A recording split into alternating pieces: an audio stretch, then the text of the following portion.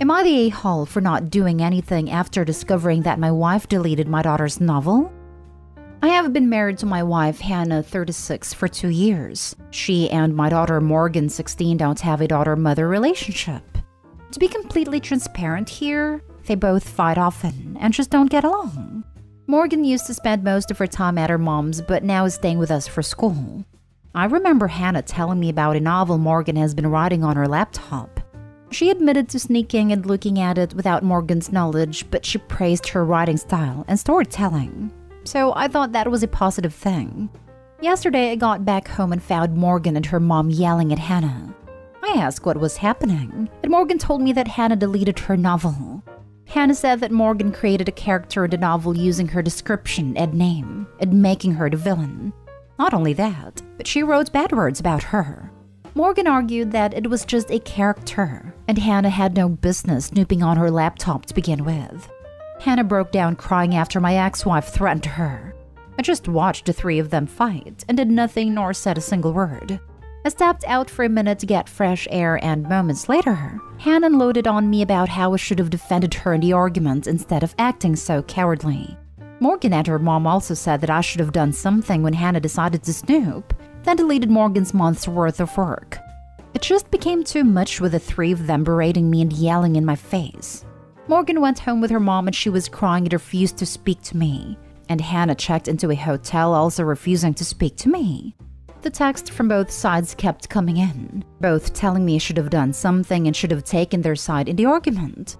I just had to stay out of this one. I was on my feet the entire week working. Both mental and physical health are down the drain, and I'm tired of them fighting all the time then blaming me for my actions / or lack thereof. Both are expecting me to get involved and do something to fix this, but I haven't done anything yet. Am I the a-hole for not getting involved? Now for the top comments. You're the a-hole.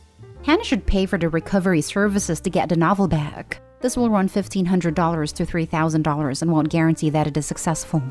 There is no question who the a-hole is here, and it's both you and Hannah. The laptop should be powered off and not used until it is sent in for recovery to give it the best chance of succeeding. It just became too much with the three of them berating me and yelling in my face. Well, you aren't going to have a great time here either. This. Also, OP, you should have shut Hannah down the moment she admitted to snooping through Morgan's things.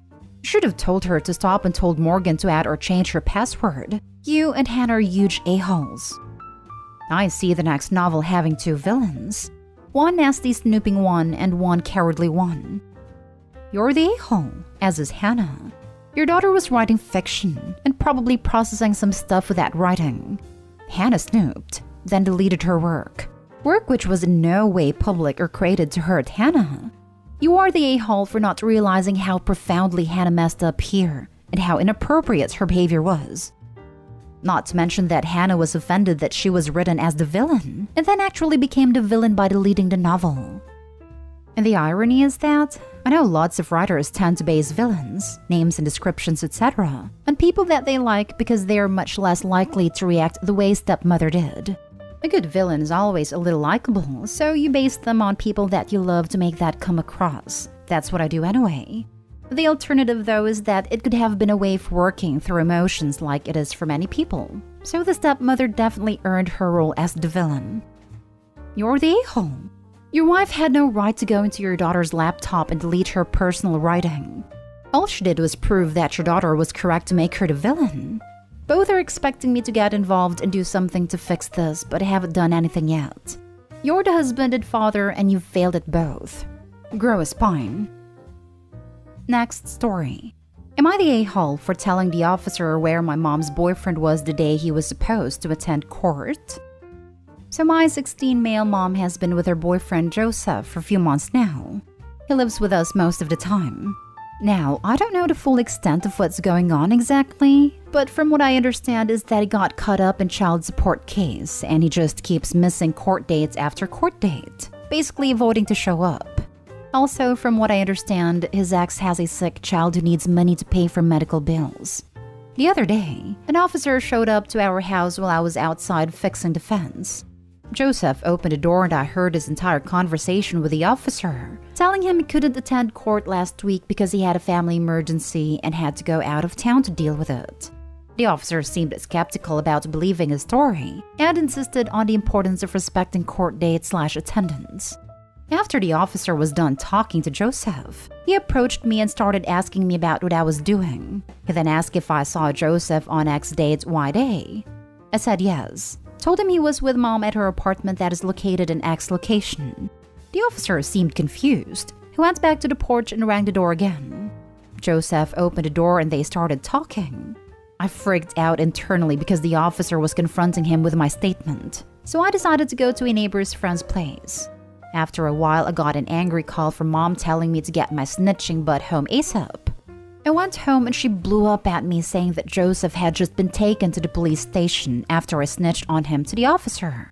I told her I got worried and couldn't lie to the officer, but she screamed that I just got her boyfriend in a huge trouble instead of keeping my mouth shut or say I knew nothing. She scolded me for 30 minutes, had a full-on breakdown, then punished me, then left to be with Joseph at the station. I felt so confused and regretful for getting them into trouble. But I just couldn't help lie to the officer because this could have major repercussions. And I'm not the type who wants to get involved in trouble. I'm punished for eternity by the looks of it, and I don't think I made a right call here. Not the a-hole, and everyone else in this situation is an a-hole, including the cop. The boyfriend sucks for so many reasons, including not providing for his child. Your mom sucks for wanting you to lie to a cop. Seriously, what the hell is she thinking? Don't do it, no matter what she tells you to do. Lastly, the cop sucks for talking with you without a parent present, and for failing to consider your safety when confronting the boyfriend. Someone should file a complaint against him. Damnation. You should not have to deal with this kind of crap at 16. Yep, that cop straight up put you in a potential danger, OP. You did the right thing, and it's not fair that it's coming back to bite you. Not stay home. OP's mom is awful. I had narcissistic parents growing up, and it was terrible. I feel so bad for OP. OP, do you have other trusted adults that you are close to? Not stay home. Also, I'm not a fan of the police officer's actions for asking a minor for information. That might put the minor in danger at home. It's actions like that which result in distrust in policing institutions. Where's that officer now that Opie has to deal with her mom and Joseph when he returns? Not stay home. It's Joseph's fault that he didn't attend court. If he makes the silly decision to skip a court date, then you're not responsible for lying in order to help him avoid any ramifications. And seriously? All this talk about snitching and getting him in trouble. What, are they at school? No, they're not legit. Snitching would be from Joseph's culture along with hiding from the cops and abandoning a sick child. Opie's mother is not any better. Imagine punishing your child's honest impulse and beating him down to placate your awful boyfriend. Hope you can get out of there soon, Opie. You have a conscience and the makings of a good person. Not stay home. Next story is titled, Am I the a-hole for calling my boyfriend useless because he invited his friends over to get drunk while looking after my son? I, 24 female, have a 4-year-old son from a past fling, and the father is not in the picture. I do have a boyfriend, 25 male, who I have been dating since mid-2020. Although he has a great bond with my son, I have never left them alone by themselves for longer than 20 minutes. Obviously, it takes time to build that level of trust, especially considering he doesn't have experience with children. Anyway, my older sister's bachelorette party was last night, and I had no one to babysit my son. Usually my mom does, but she wasn't available, so I was planning on hiring a babysitter. This was when my boyfriend offered to look after him. Initially, I was hesitant, but I decided to say yes because he has never done anything wrong by me or my son. So I went and attended my sister's bachelorette. My boyfriend is pretty familiar with my son's schedule, but I wrote him a list before I left just in case. Later in the night, I called my boyfriend to check up on how he was going, but he wasn't answering his phone. I texted and called him multiple times with no reply. I was anxious as hell, so I decided to leave hours early and go home.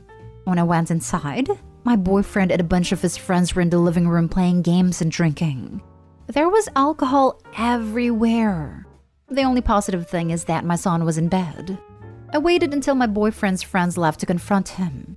He said that he invited his friends over last minute, and it wasn't planned beforehand. I was irate because I don't want drunk people around my 4-year-old child. My boyfriend claims he wasn't drinking, but I could smell alcohol on his breath, so I know he's lying. I told him he was freaking useless, and I'm never gonna trust him again. He pretty much feigned innocence, said he did nothing wrong, he was just hanging with his friends, and that looked after my son just as I had asked. Now he's claiming that I'm creating unnecessary drama. I'm ungrateful and I should be thanking him, not biting his head off. We're both pissed at each other, but I believe I have every right to be angry and like him. Am I the a-hole? Not the a-hole. He shouldn't have offered to babysit if he wasn't prepared to actually be responsible about it. Yeah, and she was originally planning to get a babysitter and he offered to babysit. If he wanted to get drunk and have friends over, he should have just let her get the babysitter she originally wanted and everything would have been cool. 100% agree. And it shouldn't really have to be said that someone has to stay sober while babysitting. Also, he needed to know to answer his damn phone when he's looking after your kid for the first time. I don't think he's ready to be a stepdad material. Not that he's not a good guy, but he needs work. You could meet him halfway and say that maybe you weren't clear enough with what's expected, and that he wasn't thinking he was doing anything wrong. But don't give up your stance that drinking and not paying attention to the kid or his phone is wrong. Not stay home. If your son got hurt, how is he going to drive him to the ER while drunk? I think you have hit the massive red flag that it is time to get out. I agree. But to me, the biggest red flag is that he won't admit wrongdoing and is upset with Opie for creating unnecessary drama and lying about not drinking. I think if he were very apologetic, there might be a way to work through this. But the lies and failure to take responsibility make getting out the only option, sadly. Congrats, your son is still alive. Now dump your boyfriend. Not stay home. LMAO. This made me laugh and perfectly sums it up. Time to pack your bags, Opie. Right? I want to vote not the a-hole, but like she's still calling him her boyfriend. Current boyfriend. The heck? So like, for this, no. But if she doesn't break up with him over the 1. Getting smashed while babysitting. 2. To the point that he can't even handle answering the phone. 3. Having a bunch of drunk strangers at the house while babysitting. And 4. Gaslighting Opie about it. Then yeah, it would have to be everyone sucks here for me. Whatever it is that Opie finds charming or endearing about her boyfriend, it can't be enough to make up for this. This relationship can't go anywhere if she has a child, and he isn't responsible enough to be in a child's life. Even if it's the prick. Dude, there are other passes in the world attached to better people than this guy. Now for the last story. Am I the a-hole for telling my stepmother to get over her child calling my wife mom? My father married my now stepmother late in life after an accidental pregnancy. For reference, my father is 71, my wife and I are 32 and 30, and my stepmother is 41. My stepmother was diagnosed with stage 3 cancer while pregnant, and it has progressed to stage 4. She has less than a year to live. We've already worked it out between the 3 of us that after my stepmother passes on, my wife and I will be adopting the baby. It's the perfect solution. My father will get to fully retire and have a more appropriate grandfather role. My wife and I will be able to have a second child, and our older child will be able to have a younger sibling that they've already bonded with, since we already do most of the care for the baby because she's far too ill. I came over to visit and show them pictures and videos of the kids. I didn't think about this, but in one of the videos, the baby can be heard saying mama to my wife. She got angry at that and asked if we allow the baby to say that, which we do, and it came out that we would be adopting the baby when she passes on. She balked at that and said she would never allow it, but quite frankly, that's just not her choice. I tried to tell her not to worry about it and that we would make sure she wasn't forgotten, but she got angry and tried to say that she would stop it. I shouldn't have engaged, but I did, and I ended up telling her to get over it because that's just what it was going to be. She started crying and I stormed out. My father is upset with me for upsetting her, which I feel bad about, but she's the one who made a big deal about it. She never had to even think about it. She brought it up, not me. We didn't want to stress her out about it because there was no need to. But what did you think the reality of the situation was going to be? My wife and I are already the ones raising this child. My father is too old to fully raise another child or even want to. I don't think it's my fault that she pressed for a truth and then didn't like what she found. You're the a-hole. Y'all went behind her back and planned her child's future without telling her. Not only that, you couldn't even wait for her to be dead to start enacting your little plan. She just found out her husband intends to abandon their child when she dies, and you think she should just get over it? Not to mention Opie calling his and his wife adopting the baby a perfect solution. Nothing about the situation is perfect, Opie. Your second child is losing their mother and will not be raised by their father. Please recognize that even though there is a logical solution to all of this, it's still a tragedy and hard and painful. If you cannot treat your dying stepmother with compassion at this time, I'm not sure how well you are prepared to support your adopted child through coping with everything as they grow, and understand their origins and how they came to be with your family. Opie has no regard for stepmom's feelings. She just found that her husband has no intention of raising the baby, and I don't get it. Feels like Opie already decided that she will die soon. I feel pretty bad for her. Opie's dead enjoying his retirement. She might have thought he will take care of the baby even when she is gone. You're the a-hole, Opie. Give her some respect, that's all. You're the a-hole. She's dying and her kid is calling another woman mama. Dude, have a heart. I'm wondering why you and your wife have a kid. The baby has a father who should be taking care of them and should be spending time with their mother while there's still time. There's something off about your story. In any case, you're the a-hole. The baby's father is 71, dude. Most men I personally have met from that generation have been provided for constantly, either by mother, girlfriend, wife, or even hard hands. I don't even know how to cook a simple meal. Never mind take on infant care solo. There are always exceptions, and he may be one of the exceptions, but in my personal experience, it seems more likely that he wouldn't be able to do it on his own. Wow, you're the a-hole. A relatively young woman has to confront her very real death while leaving behind her child, and she should just get over it. Did you guys even include her in the discussion about her child's care after her passing? You're going to ensure she's not forgotten, but her child is already calling your wife mama. You're the a-hole.